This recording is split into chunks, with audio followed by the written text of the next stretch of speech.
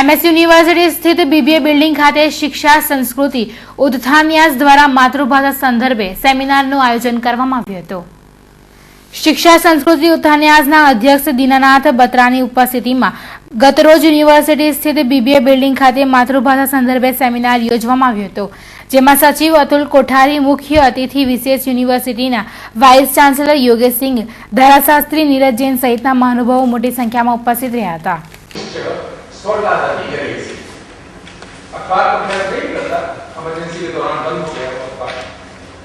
वो जो पंक्तियां हैं कि जननी जन्मभूमि से स्वर्गादपि गई थी, कि जननी जन्मभूमि स्वर्ग से भी महान है, उसको भी जैसे कैसे बात है कि मातृभाषा या जन्मभूमि ये कहीं ना कहीं व्यक्ति के साथ बहुत मन से जुड़ी हुई चीज है, लेकिन इसके साथ दूसरी जो बड़ी इंपॉर्टेंट बात है वो ये है कि भाषा अपने आप में ना तो ताकतवर होती है, अपने आप में न तो ताकतवर होती है, न ही कमजोर होती है।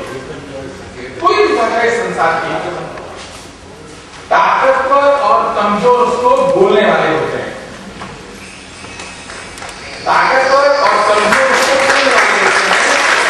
आप ताकतवर है तो आपकी भाषा ताकतवर है।